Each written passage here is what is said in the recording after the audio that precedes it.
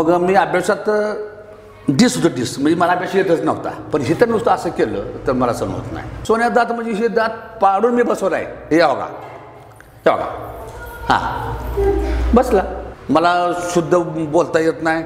शुद्ध गेलं बोलायला गेलं की बेशुद्ध होतं या. माझं पिक्चर जखमी कुंकू, जखमी पोलीस, फेरा देवगती, स्वामी समर्थ, वनटास, पाजर, संत नामदेव मालिका, ब्रह्मचैतन्य मालिका, ही कोणी उडी मारली ती परिडी उडी गेली आणि घोड्याच्या खाली जाऊन पडलो. घोड्याच्या खाली पडलो तसा घोडा उडी मारली. बिनपगारी फुल अधिकारी, न शाळा शिकता मी मास्टर झालो असं मला वाटतं. यूट्यूबवर एक व्हिडिओ दवंडीचा चांगलाच गाजतोय. दवंडी गावापुरती मर्यादित होती, पण त्या दवंडीच्या अर्थाला मर्यादाच नव्हती. आम्ही त्याचा पाठपुरावा केला. दवंडी पंढरपूर तालुक्यातील एका गावातील होती. तशी ती 2 वर्षापूर्वी गेलेली होती, पण दवंडी ऐकल्यावर आजही तिची गरज. ज्या व्यक्तीने ही दवंडी दिली होती त्यांना टोपण नावाने, वीरप्पन या नावाने ओळखलं जातं आणि त्या नावाने ते जगप्रसिद्ध सुद्धा आहेत. या व्हिडिओचा फॅक्ट शोधण्यासाठी आमची टीम त्यांना भेटली आणि मग ते व्यक्तिमत्व सद्गुणांची फॅक्टरीज दिसली आणि अर्थातच त्यांच्याशी केलेला हा संवाद. दिसण्यात रांगडं पण मनाने भाबडं असणारं हे व्यक्तिमत्व.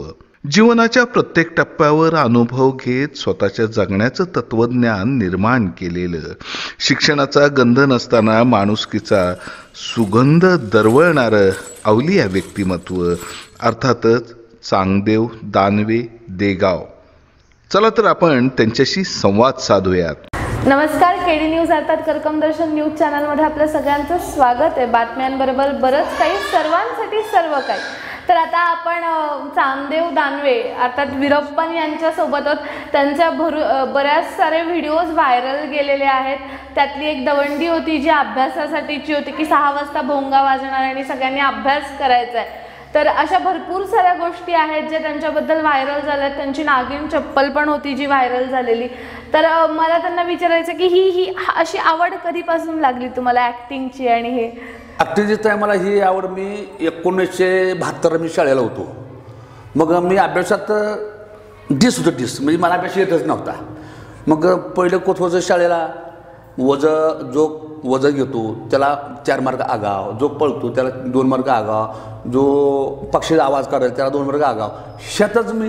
ह्यात आवाजच काढायचो, त्यामुळं त्यातच मार्क पाडायची मला. मग त्यामुळं मला लय अभ्यास येतच नव्हता ना. त्यामुळं तेव्हापासून आवड आहे, आतापर्यंत आवड आहे. आणि मग तुम्हाला वीरप्पन म्हणून ओळखतात, तर मग ते तुम्ही असं ठरवून केलं का ही तुमची स्टाईल आणि मग लोक म्हणायला लागली तुम्हाला? नाही, ही माझी स्टाईल लहानपणापासून ट्रायल आहे. जशी मला माझ्या ओठावर मिशी आली तेव्हापासून मिशी काढली नाही मी. माझे वडील वारले, आई वारली तरी मी मिशी काढली नाही. आणि तुमची हेअरस्टाईल पण? हो, हेअरस्टाईल. मला मागणं जर कोणी काठी घातली तर मी सण करणार, पण हे तर नुसतं असं केलं तर मला सण होत नाही. तळ पाहिजे आग मस्ताक जाणार. हे कसं आहे, रांगडं राहणं म्हणजे पहिले उमाजी नाईक रांगडे राहत होतं. रांगडं राहणार. ब्रिटिश सरकारच्या काळात त्याने रांगडं राहून समजा कारभार केला. शाळा होते का? काहीच नाही. मग ते रांगडं राहून ठेवणं फक्त एक आहे, बुद्धिमत्ता फक्त आहे, एवढं आहे. आणि मग अशा तुमच्या अजून वेगवेगळ्या कुठल्या आवडी आहेत? तुमची चप्पलची तर आवड आहेच, पण हो, चप्पल लहानपासून आवडत आहे मला. माझी 1972ला 15 रुपयाला चप्पल मिळते होती. ती चप्पल आता 10,000, 11,000, 15,000 मिळते. हां, आता माझ्याकडे चपल्या 3 जोड आहेत. एक 6,000ची आहे, एक 11,000ची आहे, एक 13,000ची आहे आणि एक 25,000ची आहे.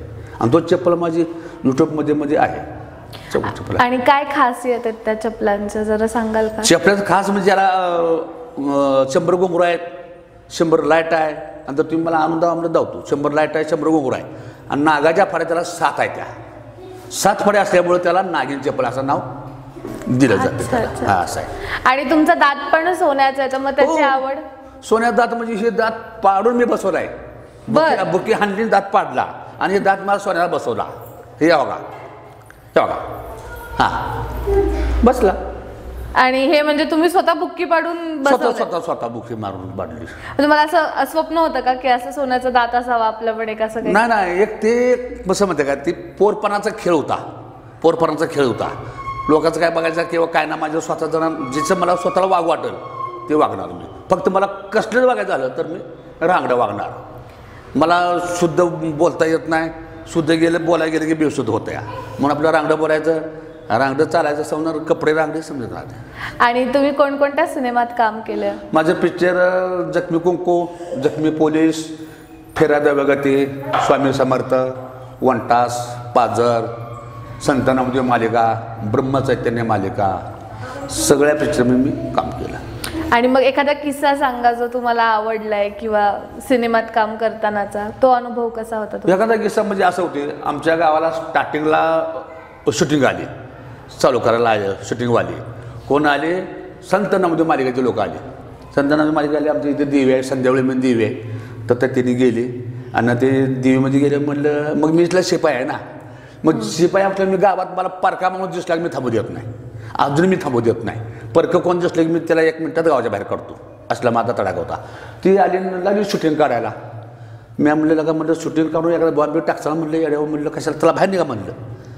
मी लागू बंद कराय. मग एक माणूस आला, पाठीवर थाप टाकली, जरा शांत राहू म्हणला. तुम्ही असं करता का म्हणला, घोड्यावर बसता का? मी म्हणलं होय, घोड्यावर बसतो का म्हणलं. मी जरा हुड्या मारल्या ना, बरं वाटलं मला. मग मी म्हणलं ठीक आहे म्हणलं, मला म्हणलं मी घोड्यावर बसतो म्हणलं. मला काय घोड्यावर बसायला ना, शिकून उडी मारली, ती परीडी उडी गेली आणि घोड्याच्या खाली जाऊन पडलो.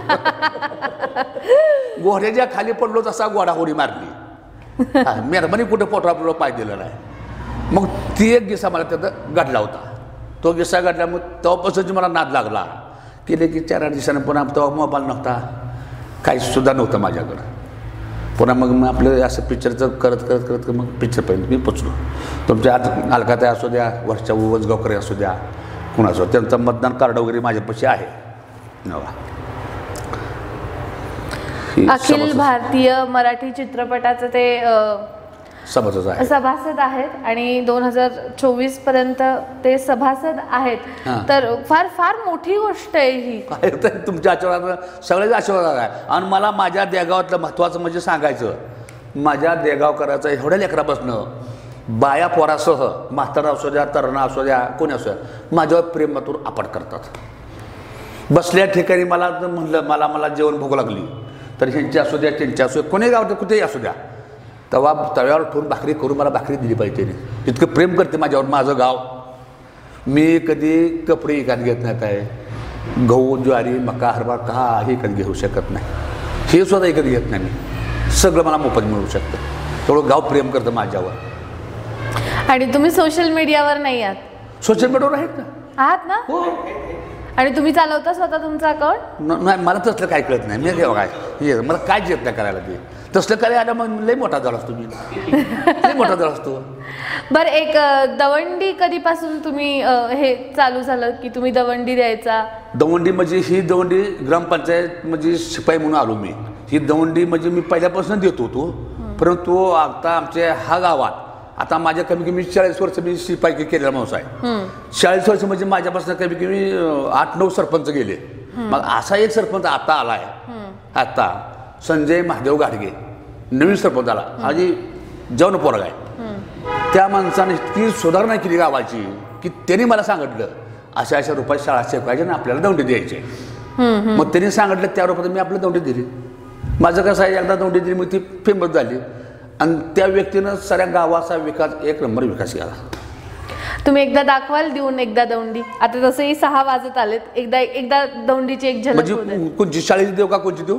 शाळेची द्या किंवा दुसरी द्या, कुठली तुम्हाला. शाळेची देऊ म्हणजे देशाला बरं आहे, महाराष्ट्राला बरं आहे, समजायला लोकांना बरं आहे.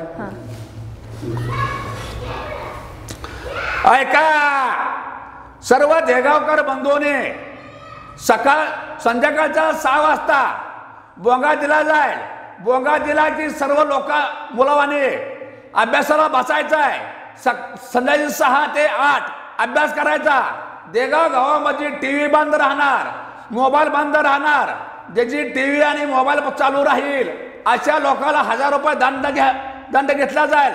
तसेच लहान मुलाकडं आपापल्या पालकांनी अभ्यास करून घ्यायचा. हो,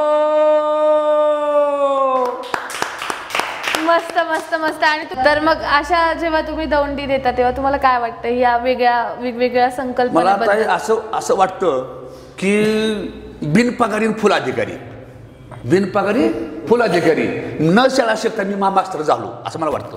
न शाळा शिकता मास्टर झालो. 2 तास मला शाळा शिकायला मिळते आणि मुलाच्या आईवडिलाला सुद्धा कधी मला उलटं कोण बोलत नाही ती. त्यामुळं मला अभिमान वाटतो आणि त्यामुळं माझा प्रपंचाला मी काय करतो ही मला कळत नाही.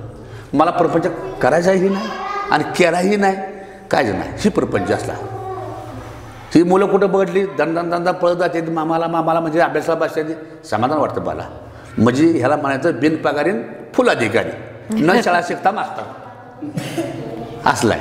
आणि मग भविष्यातला तुमचा काय मानस आहे, पुढे काय करायचं? आता भविष्यात काय भगवान ठेवलं तसं राहायचं आहे.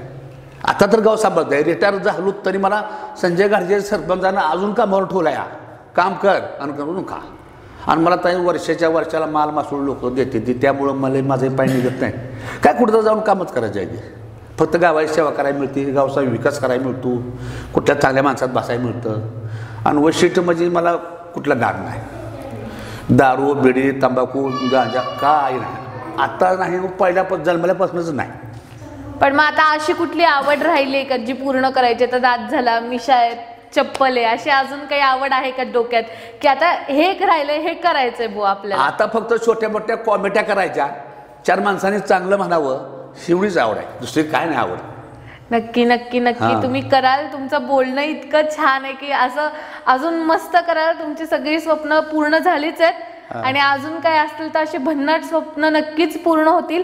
आणि तुमच्या गावाकडून तुमच्याकडून अशा अजून छान छान दवंड्या आम्हाला सगळ्यांना ऐकायला भेटाव्यात. आणि फक्त गावापुरतं नाही तर गावाच्या बाहेर जाव्यात एवढ्या छान दवंड्या, हीच माझी इच्छा आहे. धन्यवाद. आपल्या गाव पातळीवरच्या बातम्यांचा आढावा घेण्यासाठी करकम दर्शन न्यूज चॅनलला सबस्क्राईब करा आणि बेल आयकॉन वरती क्लिक करून नोटिफिकेशन ऑन करा.